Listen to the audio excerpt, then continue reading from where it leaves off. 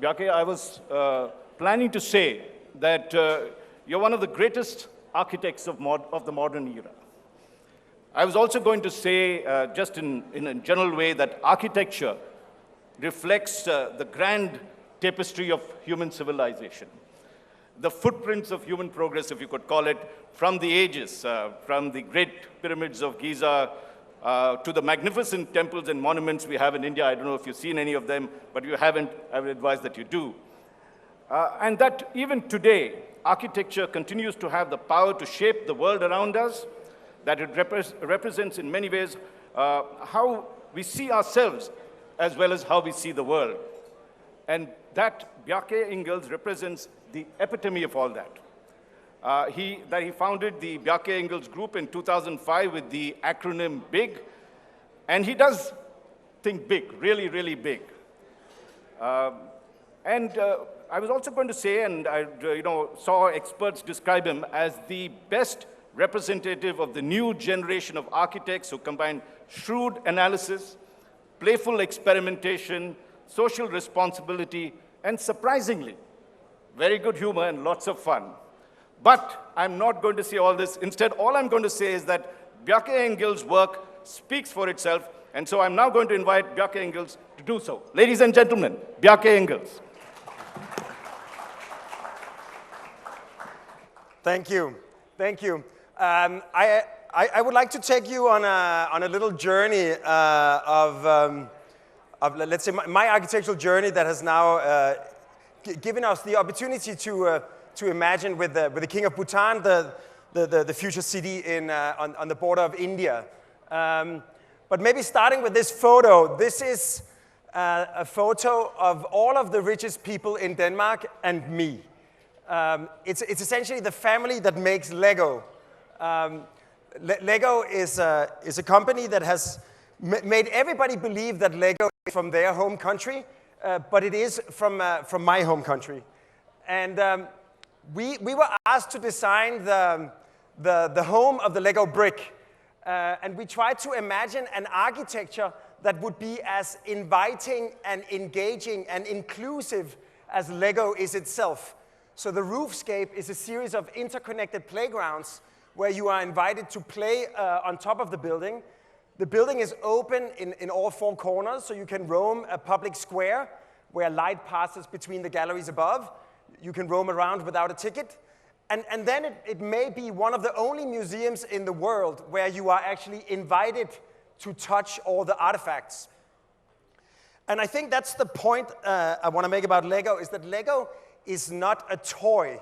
It's a tool that empowers the child to create his or her own world, and then to inhabit that world through play, and to invite her friends in joining her in cohabiting and co-creating that world. And that is essentially what architecture is. The Danish word for design is formgivning, which literally means form giving. Because when you're designing something, you are giving form to that which has not yet been given form.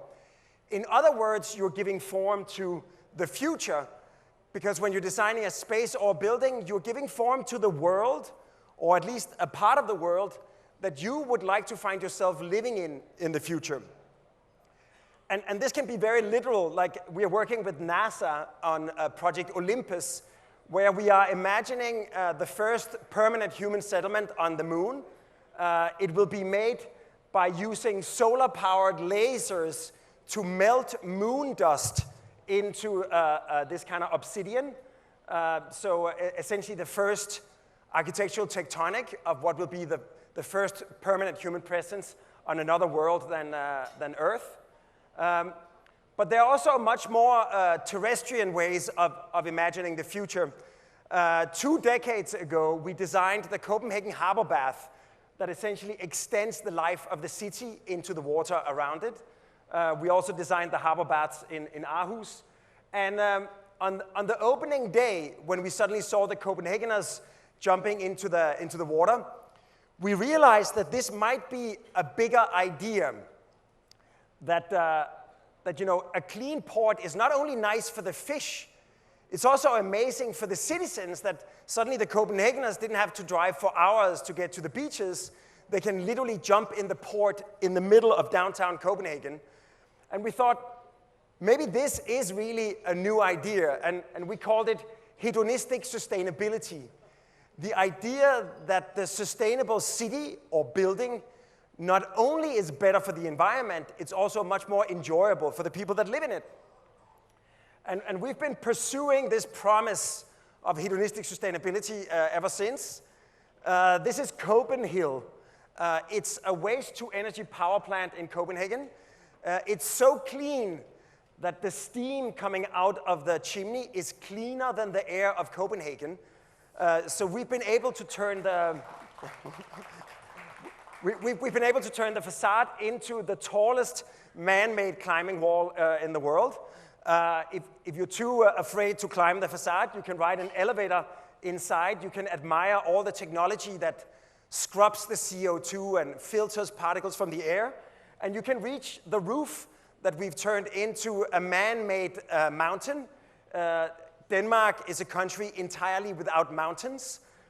So this is actually the place where you can alpine ski in the middle of the city. So in a way, it's turning this kind of marvel of modern engineering into something blatantly clear, that almost like one of the main landmarks of Copenhagen is a building that turns the waste of the city into district heating and electricity.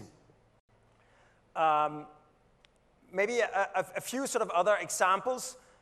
You don't have to build like an entire power plant or a city to make a statement. This is a one-room hotel we built on the Arctic Circle in the north of Sweden.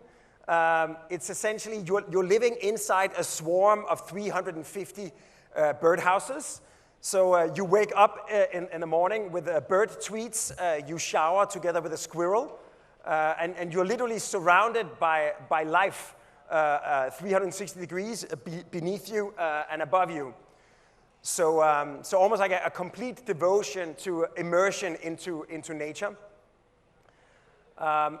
Another example, we designed a museum in Norway in a sculpture park. And we designed the museum like a bridge that spans across the river. 2 galleries resting over the river.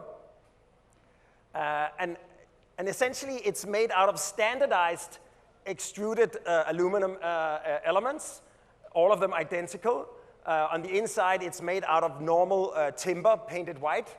But by gently adjusting the position of each member, we create this kind of sculptural form. So you can say it's creating, out of a lot of ordinary elements, something extraordinary. And you can say the museum is not only a museum, it's also a bridge and also a sculpture in its own right. In Baltava, in Prague, we're designing the National Philharmonic of Prague, which is essentially connecting all the way from the river to the roof. Sometimes philharmonic concert halls can be very elitist institutions. This one is made as inviting as possible. So even if you have no interest in symphonic music, you are actually invited to walk on the roofs, and you might suddenly like wonder what's going on inside, and you might suddenly buy a ticket to a concert, even if you had no intention. So essentially, again, to try to make the kind of elitist cultural institution as accessible and enjoyable as possible. And maybe sort of lastly, as an example, our own headquarters is located in the industrial port of Copenhagen, and we try to sort of design it so that it's a 7-story building, but no matter what floor you're working on, you are visually and physically connected to the floor above and the floor below. So essentially, all people are working as one team in one space, even though it is a 7-story building. So trying to break down the vertical segregation that happens in a physical space. So this is what our workspace used to look like. But then, of course, in 2020, suddenly we had to go entirely remote because of the lockdown. Except our model workshop, we found out that the materials and the 3D printers we use to make architectural models could actually be used to making emergency medical equipment like face shields and ventilator tubes. So in the first 6 weeks of the lockdown, we managed to manufacture 25,000 of these artifacts and donate them to the healthcare providers. And it gave us this idea that it felt like almost by accident, within our organization, the skills and the tools to address what was one of the most urgent needs in the world at the time, access to emergency medical equipment. So we thought, is there another big problem that we can address with our method and sort of proficiency as architects and planners? And we thought, why don't we look at the other range of the scale? What if we actually make a sort of an architectural urban plan for the planet? We started with a number, 173,000 terawatt hours per year. That's the total energy consumption of all of humanity in 1 year. And if you look back 200 years, we've always been burning wood to heat our homes.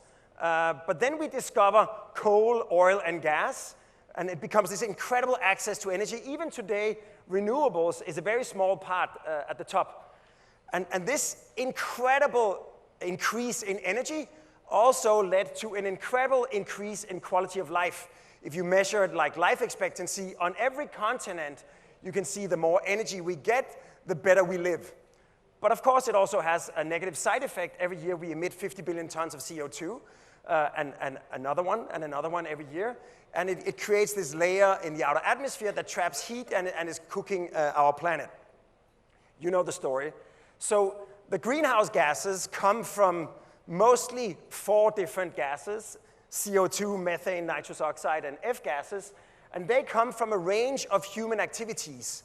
And so to create a simple framework for the plan for the planet, we divided the problem into 5 verticals: transportation, energy, industry, food, and waste.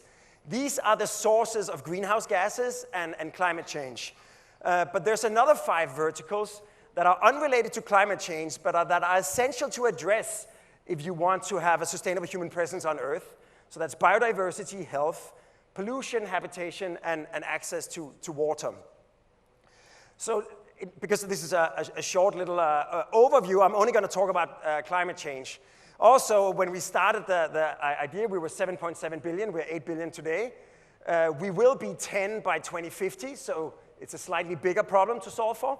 And we should all have access to the same quality of life as, say, Denmark. So it's actually double the challenge, if you like.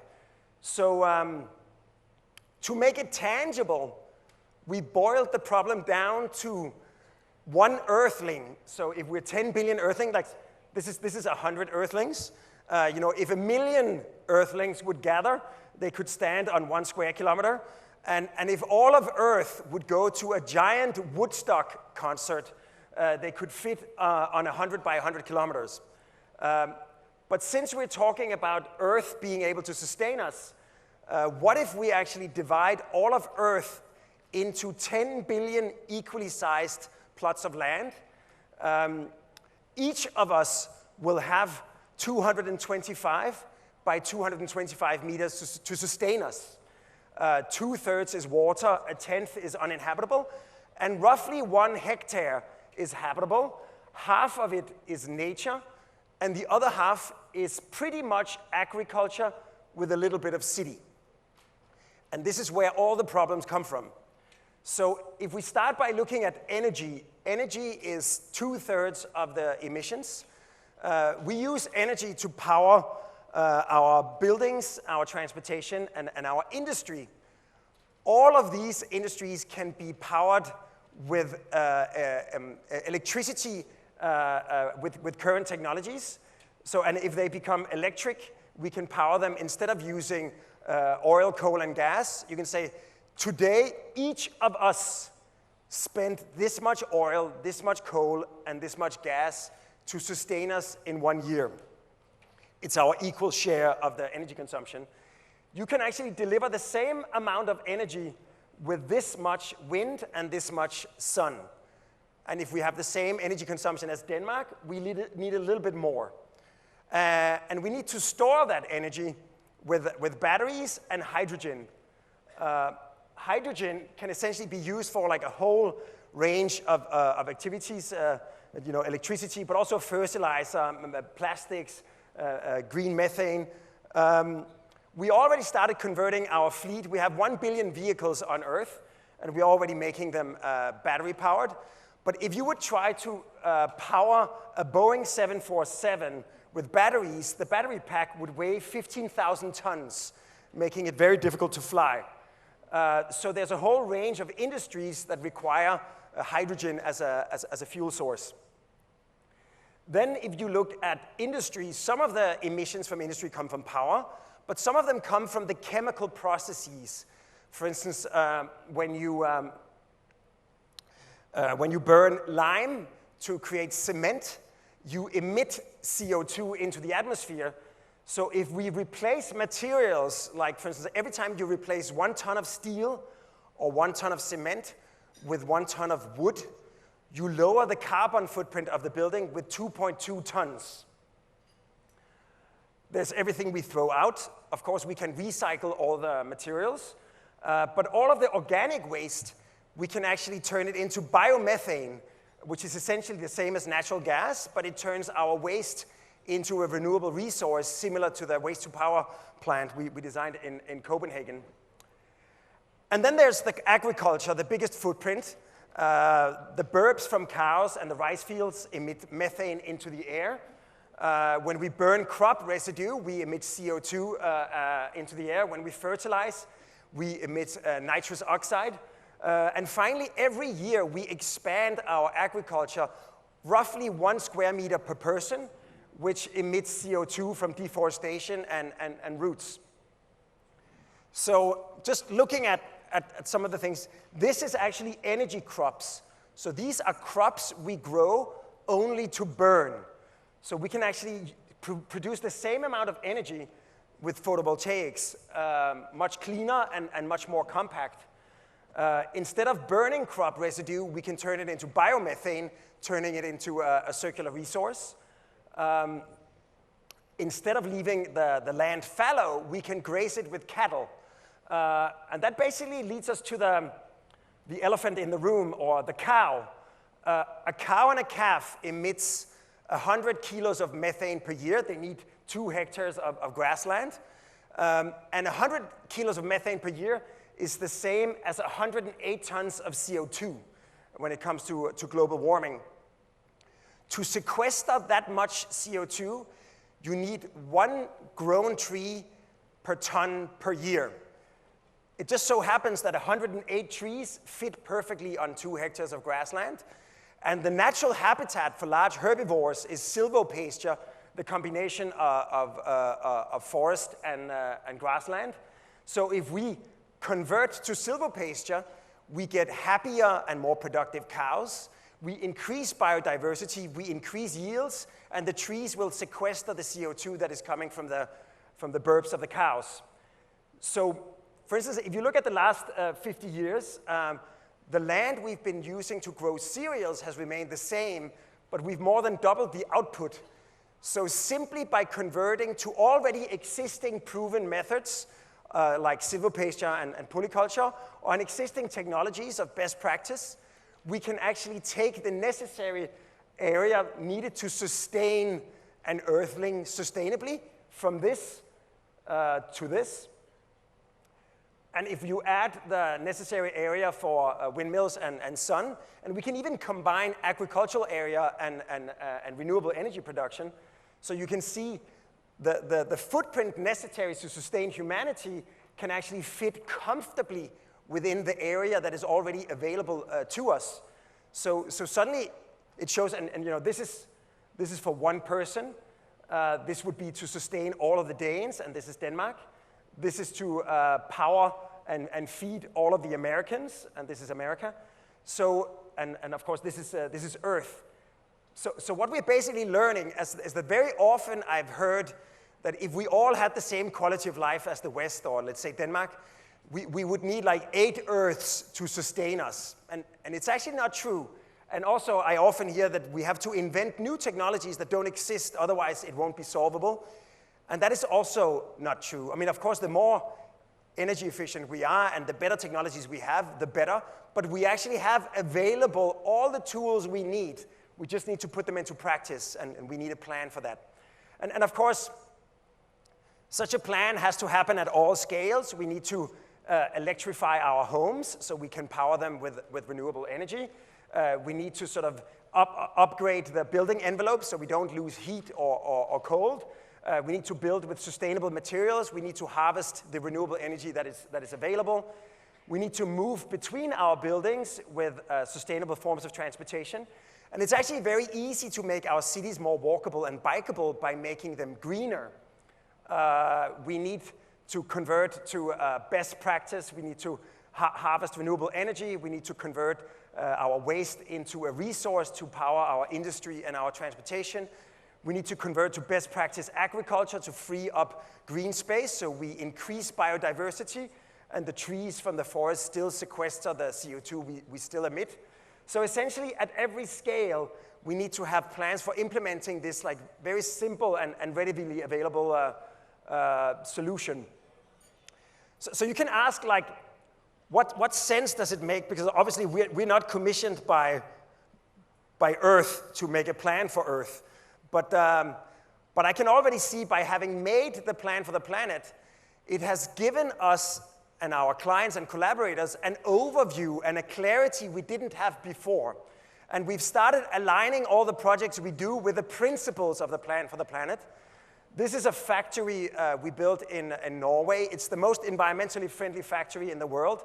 It's built from locally sourced timber. It's powered by local hydroelectricity. We negotiated with the fire department that we only had to cut down 5 meters of forest.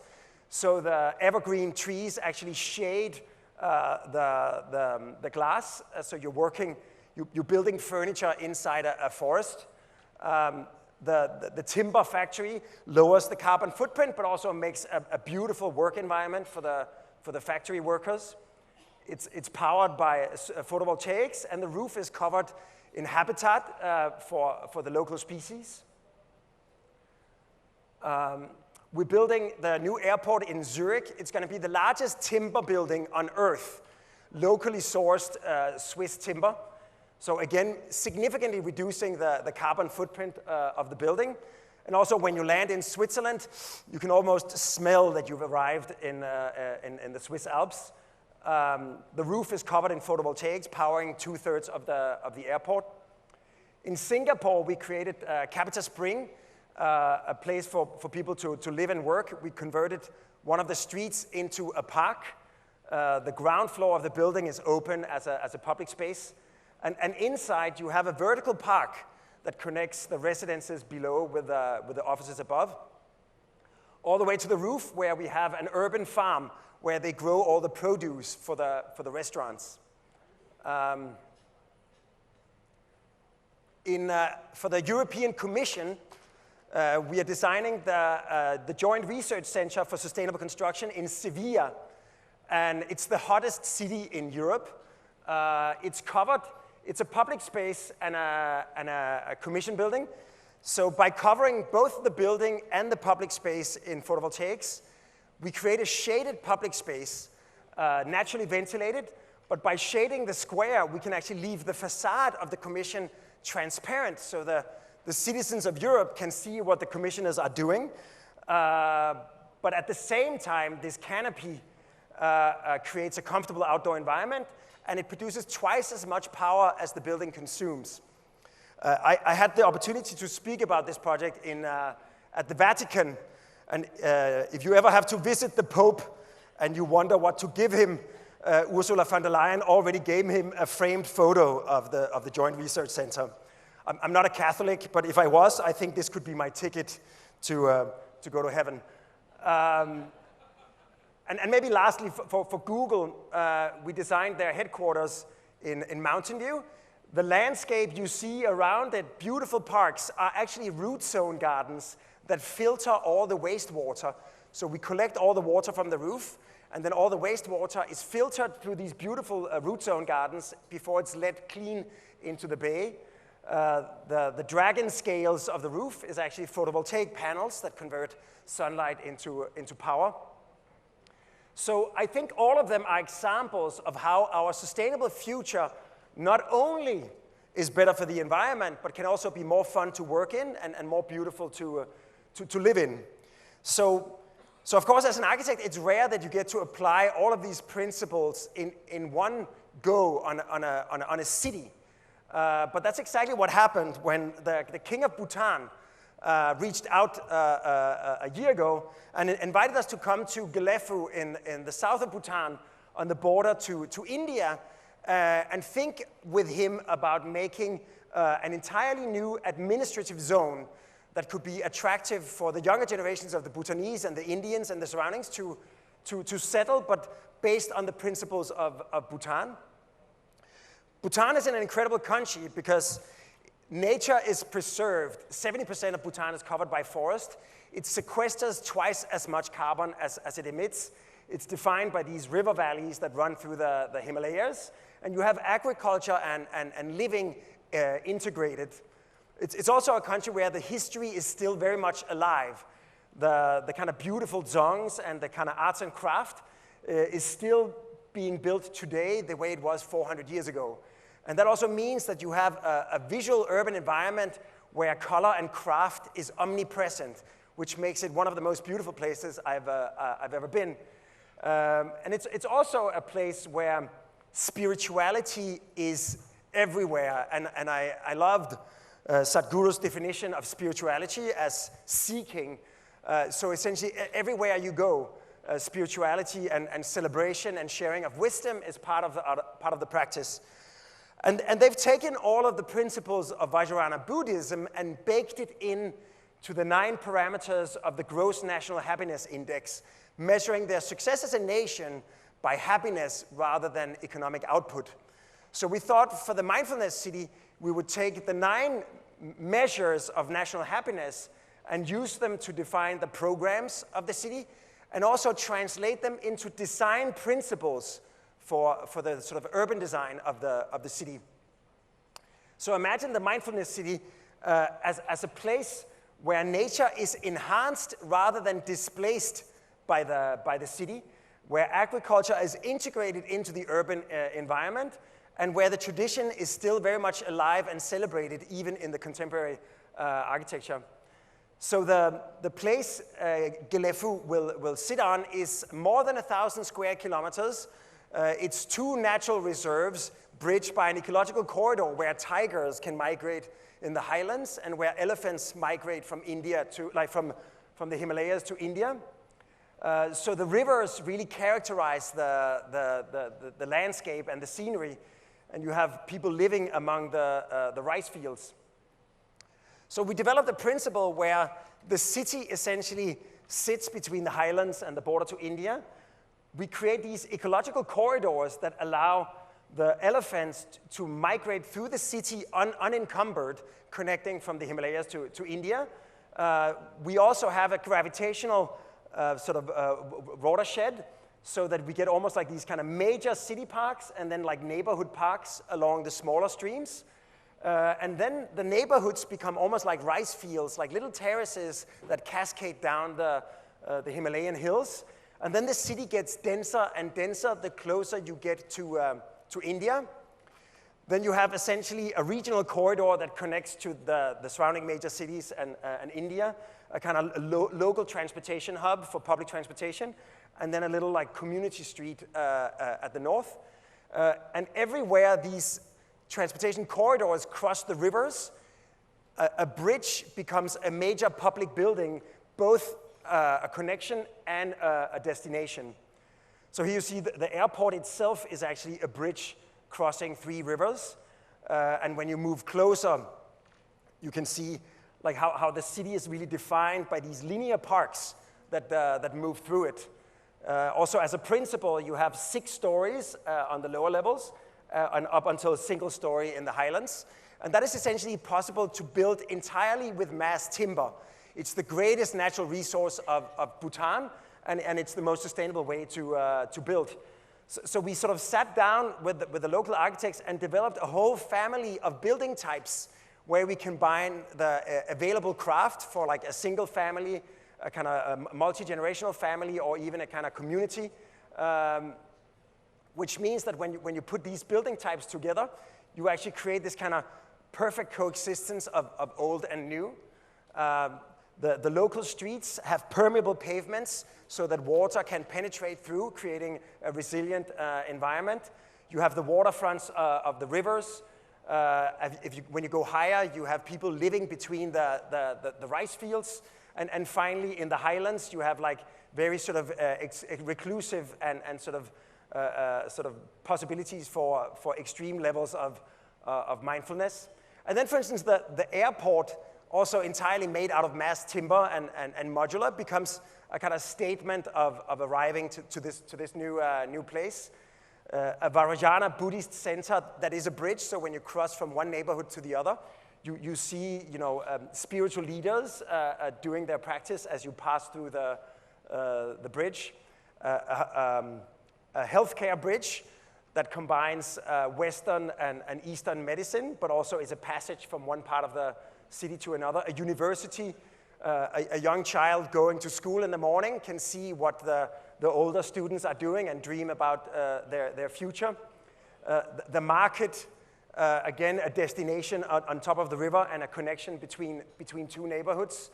And maybe as the last bridge, the entire city will be powered by renewable energy. So we're building a dam. The river basically comes from the Himalayas and it continues into India. So we thought to design the dam as a temple bridge, as a Bhutanese interpretation of the Indian stepwells. The entire facade is made accessible, so you can actually walk in 1,000 different pilgrimage routes down the face of the dam to a kind of present-day a present-day equivalent of the tiger's nest, so that as you visit Bhutan and this region, it somehow consolidates all of the elements of the mindfulness city. It's taking a piece of infrastructure and turning it into spirituality. It's taking a piece of engineering and turning it into art. So maybe and in some way I could see that maybe the temple dam could be for the mindfulness city what the Eiffel Tower is to Paris or the Sydney Opera is to Australia. So maybe just to end, we presented the master plan together with the king at the National Day in Bhutan in December, and we're currently accelerating the work on the dam and on the airport. And maybe just to end, to give you a glimpse of the future of the mindfulness city, we've created a little film that in 3 minutes explains what I did in half an hour.